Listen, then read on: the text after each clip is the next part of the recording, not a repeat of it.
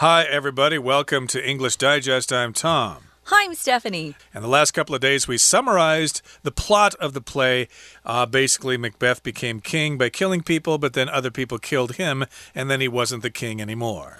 In fact, he got his head chopped off. Ooh. Yeah. Today, we're going to do what we always do in our literature units, and we're going to talk about some of the themes that are in Macbeth. What is it that William Shakespeare wanted to communicate to his audience? You know, he expected his audience back then, they were going to go see a live show, a live play on stage, instead of read it in a book or, read it in some sort of literature manual. We have textbooks sometimes that include some Shakespearean plays. But back then, people actually would go to the theater and see the play put on, which is really kind of fun. And as Tom mentioned briefly in one of our earlier programs, back then, if there were female roles, they were all played by men because if women got on stage back then, they were considered to be not high-class women, if you know what I mean. Yep, that's what happened then. But of course, now men and women all play Shakespeare roles. Yeah. And if you take a trip to England, especially London, I think they're putting on Shakespeare plays all the time. They rebuilt the theater the way it had existed before.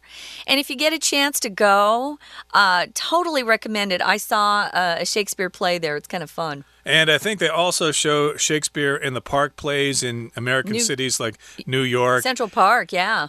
Central Park, and I think my brother has seen several Shakespeare plays in San Francisco as well. Cool. So, yeah, you can probably still see live presentations of Shakespeare Sure. plays or online somewhere as a movie or whatever. Or you can just simply read the play yourself. But today we're going to basically talk about some of the ideas in Shakespeare, and as you might guess, they are about ambition and anguish and all sorts of other things that you might be interested in. So let's find out what this is all about. Let's read the entire contents of today's lesson one time. The tragedy of Macbeth, generally known as Macbeth, was written by William Shakespeare. One of the greatest playwrights in history, Shakespeare was already renowned when he wrote Macbeth in 1605 or 1606. He took the story from A History of England and Scotland, but made several important changes. In particular, he made Banquo a loyal, heroic character. In Shakespeare's time, Banquo was thought to be an ancestor to King James I of England. Shakespeare may have wished to flatter the current king, as well as provide dramatic contrast with a character that, unlike Macbeth, refuses the temptations of power. Ambition is one of the play's main themes. Macbeth starts out by defeating King Duncan's enemies, but once given a hint that he may become king himself, he lets his ambition get the better of him. Nor is he the only victim. Lady Macbeth desires to be queen, and not only pushes her husband to murder Duncan, but also facilitates the crime by supplying Duncan's servants with wine. She and Macbeth repress their better natures, sacrificing their morals to gain what they believe they deserve. The fact that Macbeth thinks he should rule highlights another theme: destiny and free will. The witch's prophecies are composed of hints and suggestions, but Macbeth, believing his destiny to be set in stone, exercises his own free will to make the prophecies come true. It's possible that Macbeth could have become king without killing anyone, but he chooses murder as a means of achieving his goal more quickly. With this decision, and the one to send murderers after Macduff, he seals his own doom by creating the enemies who eventually overthrow him. Okay, guys, let's dive in. Let's get started. Of course, we're talking about Macbeth. That's not the full title of this play. The play is The Tragedy of Macbeth. I think I mentioned that earlier, at least, Shakespeare wrote tragedies, comedies, And a third type of play was called a history. So it didn't necessarily have to be funny or sad, like the tragedies and comedies. For example, I think Henry V was just a history, but here we're talking about a tragedy where something really awful happens. It's a sad ending. I hope I didn't ruin that for everybody, but there is a sad ending if you see Macbeth or you read Macbeth. But it's so good if you get the chance. Sometimes you'll see some of Shakespeare's plays turn into movies, into films, and that's a fun way to see it. I think it's a little bit more understandable to see it in front of you rather than just to read the words on the page.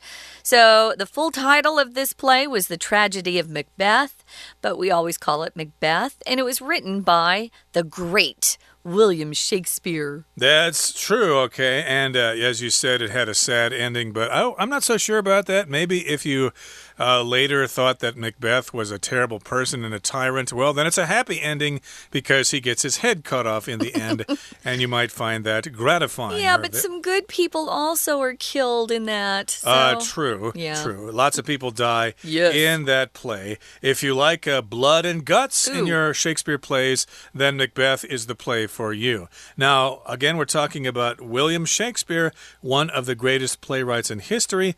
Shakespeare was already renowned when he wrote Macbeth in 1605 or 1606. So Shakespeare was already famous when he wrote Macbeth. I think he was just starting out when he wrote Romeo and Juliet, for example. Maybe he wasn't so famous then, but later on he was already established as a well-known playwright when he wrote Macbeth in 1605 or 1606. So you can bet lots of people went down to the theater to be the first ones to see the new play.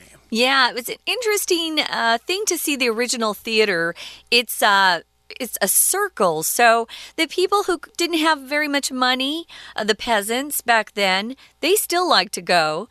And they would stand for all those hours, 3 to 4 hours, watching the play from the floor. And then if you had more money, you got to sit higher and higher up in seats. Believe me, seats would be a lot more comfortable. But they're doing that now also in England, even though people, of course, probably can afford to buy a ticket. It's kind of cool. If they're sold out, they let people stand in the middle, right there below the stage to watch the play. So he was very, very popular, like you said. So he took the story from a history of England and Scotland, but, you know, he's a playwright. They write fiction, so he made some important changes. He didn't just write exactly what history had given us. Now, in particular, here's one change. He made Banquo a loyal, heroic character. So if you're loyal, you're true to your friends, you don't let them down, or work against them, you try to support them.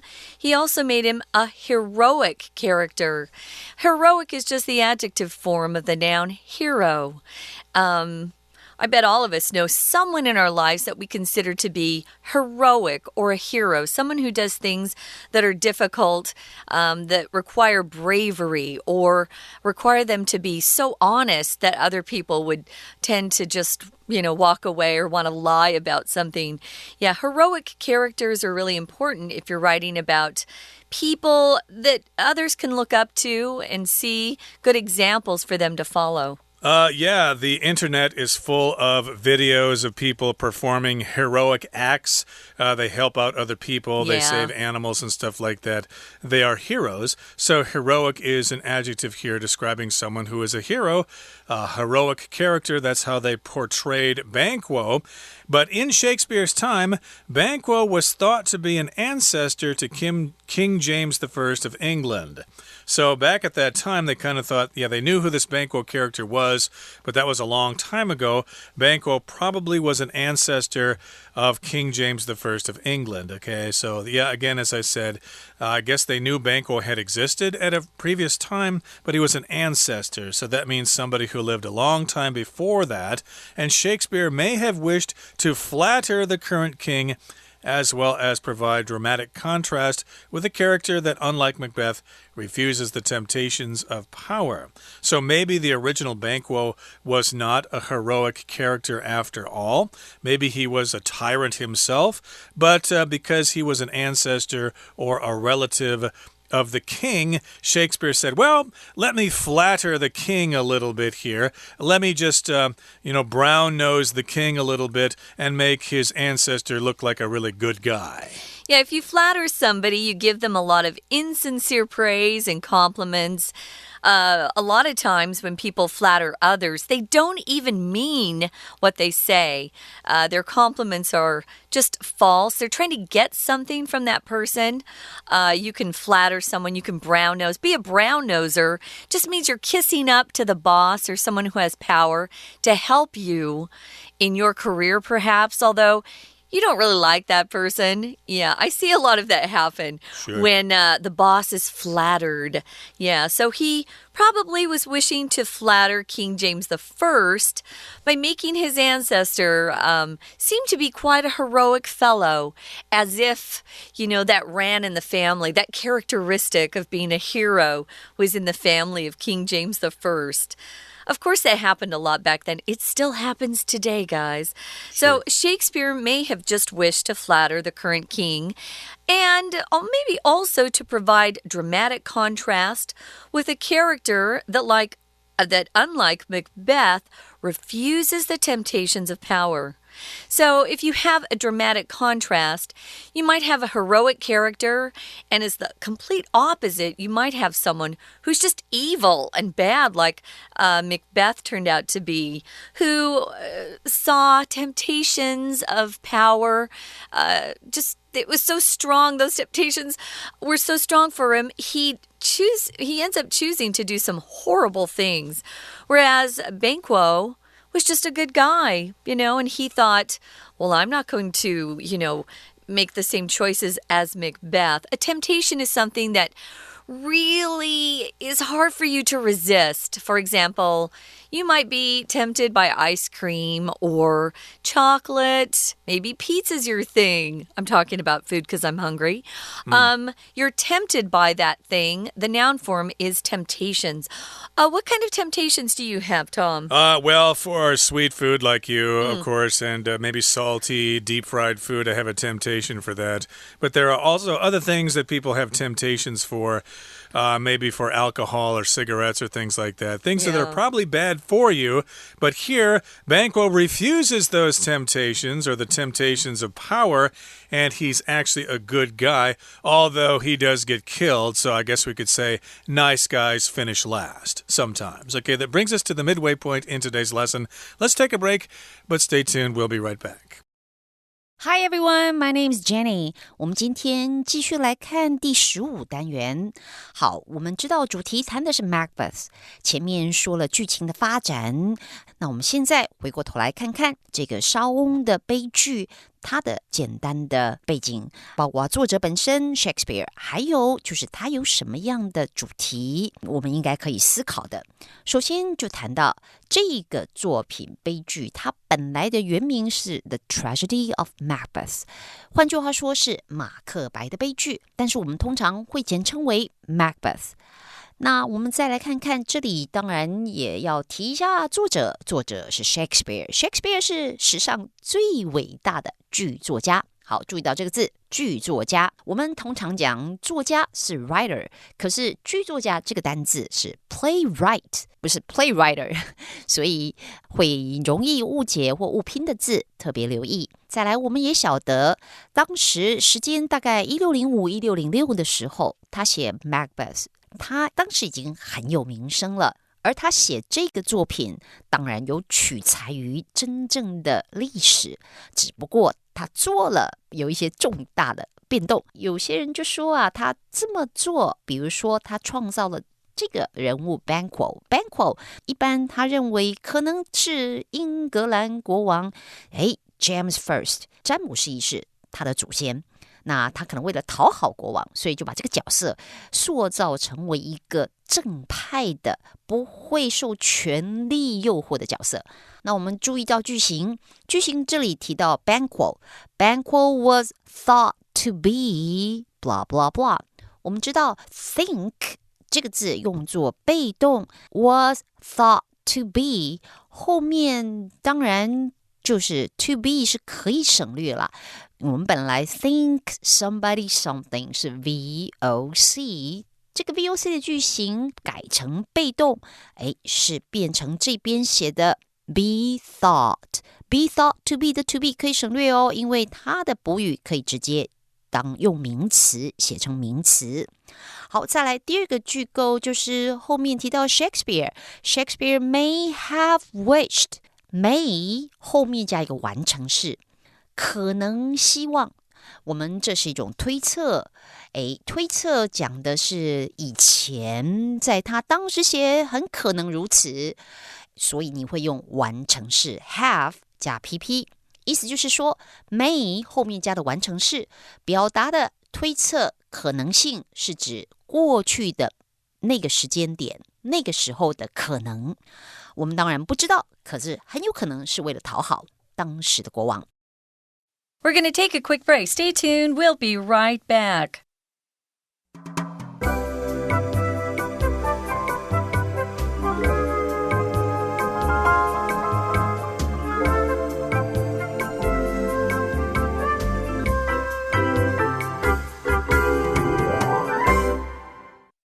Okay, now to move on to the next paragraph here, it says, ambition is one of the play's main themes. Of course, you need to have ambition in life if you want to be successful. Yeah. You need to be ambitious. That's the adjective, and ambition is the noun. So yes, if you're ambitious or if you have ambition, that means you want to get ahead, you want to be successful, you want to do everything you need to do in order to move forward. So ambition is a main theme in this play. Yeah, having ambition isn't bad. In order to be successful in this world, you have to have some ambition. Sure. But you can take it too far. And you can become aggressive, and actually your ambition will become more important to you than maybe your friends or family. And you can hurt people by being too ambitious, as Macbeth was. He starts out by defeating King Duncan's enemies. Remember, at the very beginning of the play, he and his friend Banquo are returning from battle. They've been victorious. He has fought to defend his king, who is Duncan. And he must feel pretty good about life at that point. But sadly, he gets a hint that he may become king himself. And so he probably starts daydreaming about, having all that power. I'd love to be king. There are a lot of people who would love that kind of power.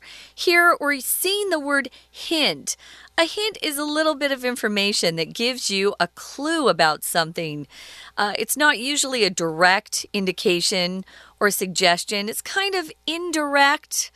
A little piece of information that lets you know what's going on. Indeed, here in the story, he's given this hint, this sort of indication that he might eventually become king, but he lets his ambition get the better of him. So he's not patient here. He doesn't want to wait around and see how he's going to become king.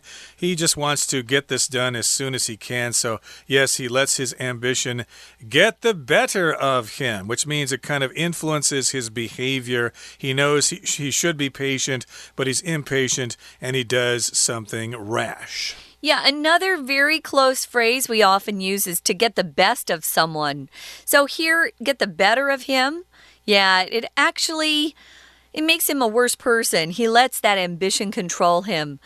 Sometimes people let their temper get the best of them. So their temper is so strong, they let that temper control their good qualities. And sometimes if you have a bad temper, it actually ends up ruining a career or maybe some friendships. So, yeah, he lets his ambition get the better of him. Kind of sad. Nor is he the only victim. No. Lady Macbeth, his wife, desires to be queen. and not only pushes her husband to murder Duncan, the current king, but also facilitates or helps make that crime, be successful or take place by supplying Duncan's servants with wine. So again, guys, if you see this word facilitate as a verb, you're just kind of helping something move forward a little bit more smoothly.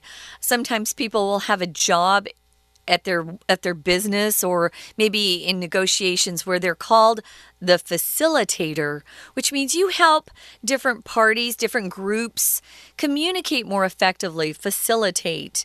So she's a facilitator in the crime by actually getting Duncan's servants, those who protect the king, drunk.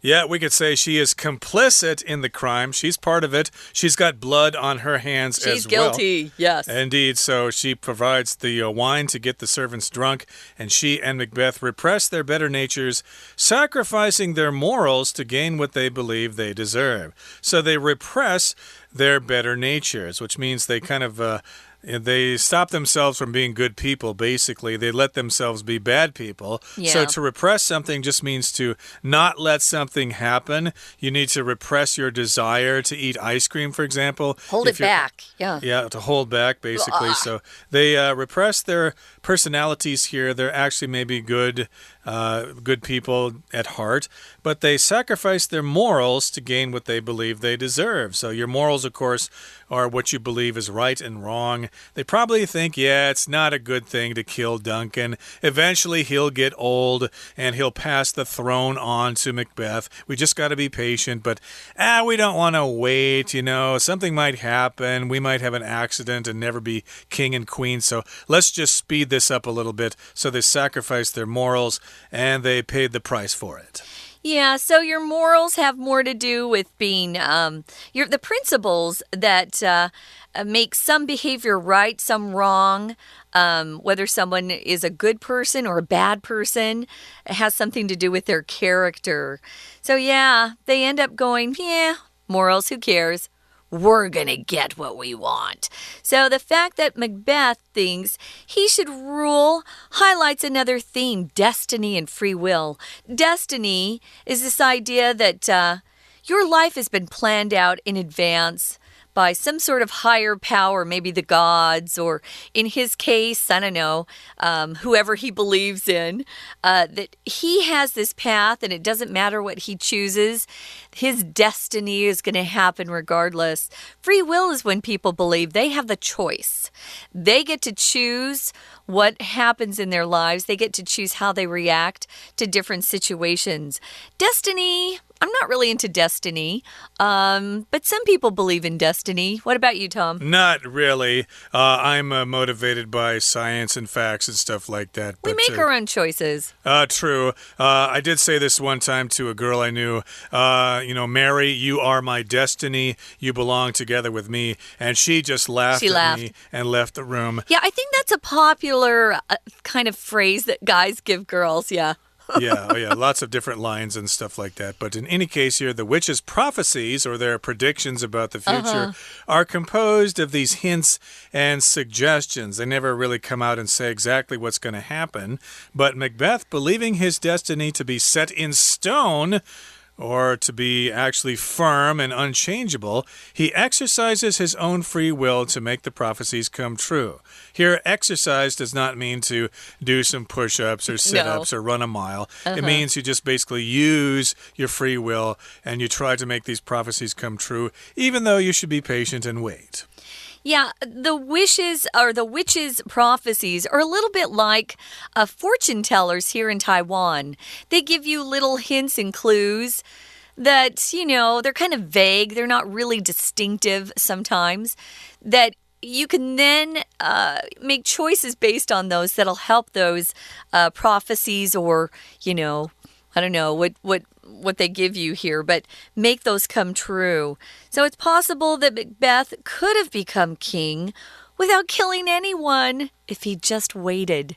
But a lot of people who see kind of a path to power are really convinced that they have to grab it or it might disappear. So he couldn't wait. He chose to go ahead and make make some moves that actually turn him into a murderer. Indeed. So with this decision and the one to send murderers after Macduff, he seals his own doom. He seals his own fate, his own destiny by creating the enemies who eventually overthrow him. Doom just means a bad thing that's going to happen to you. You could say, oh, I'm doomed. If I don't finish my homework, I'm doomed. The teacher is going to punish me. But here, doom is being used as a noun. He seals his own fate, his own doom, and that's why he was killed in the end. Okay, that brings us to the end of our explanation for today.Here comes our Chinese teacher. 好，我们继续来探讨一下这个作品是不是有一些特别的主题，也就是作者本身想要传达的呢？好，第一个这边就说到 ambition 就是野心，这是他这个作品主题之一。我们也晓得 Macbeth 他打败了 Duncan， 然后呢在女巫说他可能成为君王，然后结果就让野心战胜了他的理智。注意到这个片语哦，要留意一下很好用的片语 get the better of somebody。 get the better of 就是有点像是什么事情战胜了你，也就是说你屈服于他，换句话说他让野心战胜了他，他屈服于野心之下。所以说 Macbeth 他最后人生就变成大悲剧了。当然说起来，成为 ambition 的受害者倒不是只有他而已，还包括他的太太。他的太太想当皇后，所以在杀国王的这一件谋杀案里面，他其实是帮凶。好，我们注意到一个动词 facilitate 它的意思当然就是表示让事情容易做。那如果用这个动词来表示罪犯，也就是 facilitate the crime， 那就表示助长犯罪，所以这个字用得很漂亮。好，再来我们来看下面，除了这个主题之外，还有没有呢？有另外一个主题，也就是下一段说的，这个主题是跟 destiny 还有 free will 这两个有关。Destiny and free will 到底是命运造成的，还是其实是你自己造成的？这也是一个很有趣的议题，这也是 Macbeth 要探讨的主题。那我们要注意到，在动词上面有一个动词也是一样用得很漂亮，也就是下面他提到说 Macbeth 他相信自己的命运是不容易撼动的，所以说他却让自由意志使这个预言成真，也就是说他自己想要当王，因为这样 exercises his own free will to make the prophecies come true。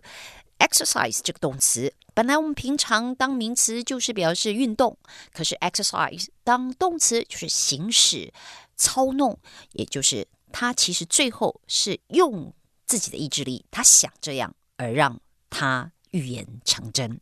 OK， 我们这一篇文章的讲解就到这边结束。谢谢大家聆听，我们下次见。Okay, that brings us to the end of our lesson for today. Hopefully, we've given you some information about Macbeth, and hopefully, we've encouraged you to read it, but don't get too frustrated because it is in Shakespeare's writing, which is kind of difficult to understand, but still, it's a lot of fun to at least try to figure out what he's trying to say. From all of us here at English Digest, I'm Tom. I'm Stephanie. Goodbye. Bye.